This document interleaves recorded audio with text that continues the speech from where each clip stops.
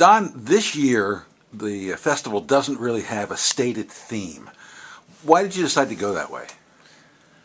Well, we had talked about a theme early on. There was some preliminary discussion, but some of those elements that were coming together weren't coming together in the way that we had hoped.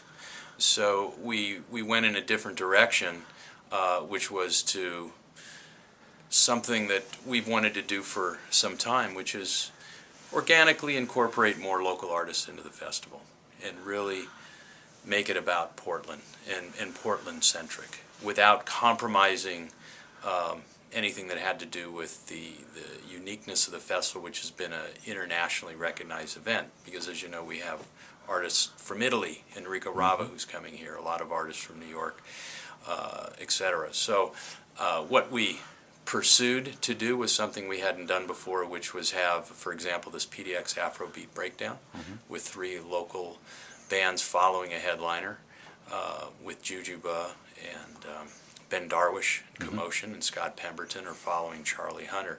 Because one of the goals that we've had, not related to the theme, is we want to sustain and grow the jazz audience for our festival. And one way to do it is to really go after the young audience. A few years we did some local shows on the East Side, as you may recall, over at Norris Hall. Last year we did the Alberta Rose. Although the shows were fairly well attended, they weren't really drawing that neighborhood audience and a younger demographic.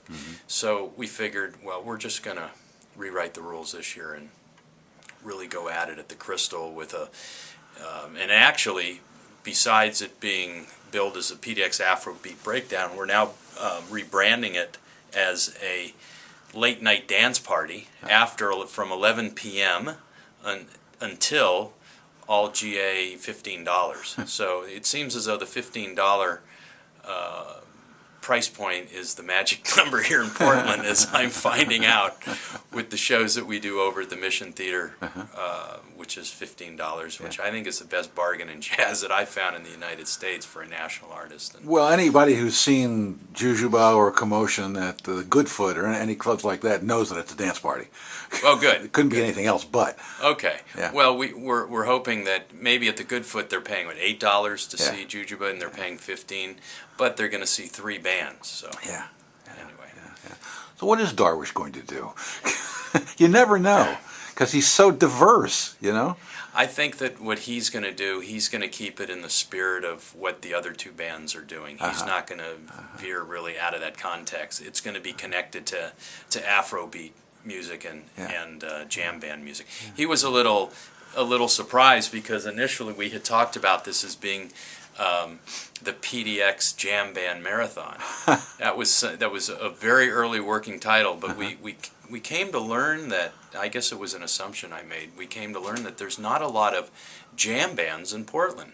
Right. But still, the whole jam band phenomenon is, or at least was, a national phenomenon. Sure. You know, with String Cheese Incident and so many other bands. So we decided to go a little broader, and hence the name PDX Afrobeat Breakdown. Gotcha. Made the final cut. Yeah.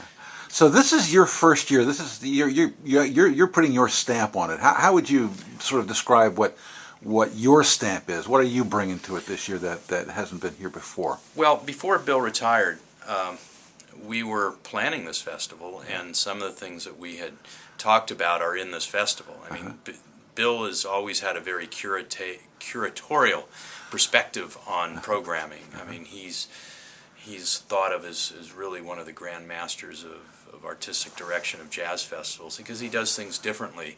He doesn't just buy a package that everybody else is buying. And I think Portland has responded positively to that. So in keeping with that, he's been a huge fan of Bill Frisell's. It was his idea to put Bill in a situation where he would perform over a number of nights. So when Bill retired and I picked up on this, we made some adjustments, some modifications, but the spirit and the intent was Bill's.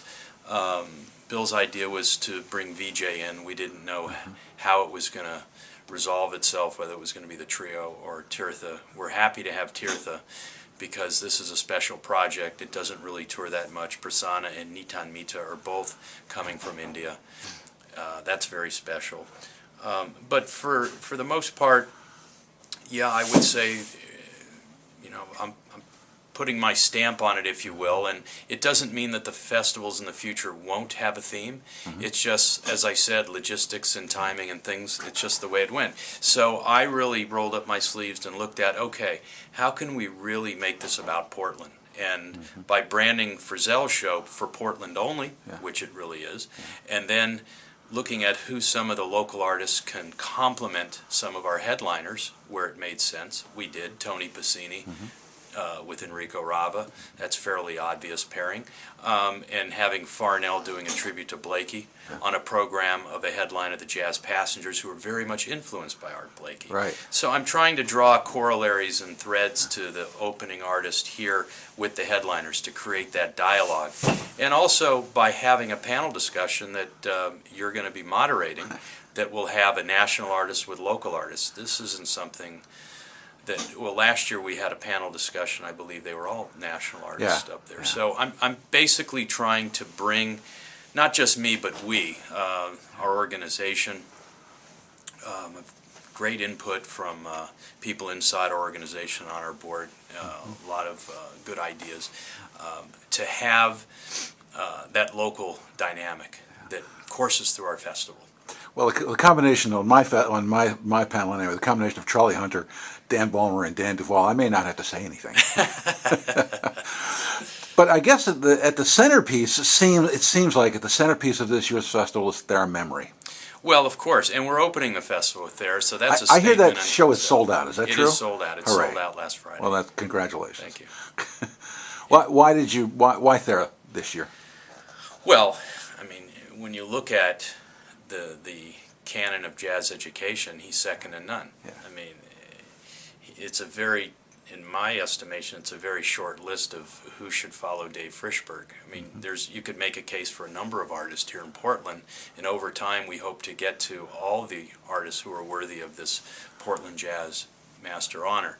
But Thera was the one who has really stood out, and recently, not just recently, but for all these years, of all the people that he's mentored here. I mean, Esperanza Spalding, of course, we all know that story, but Haley and Ben Wolf and so many others.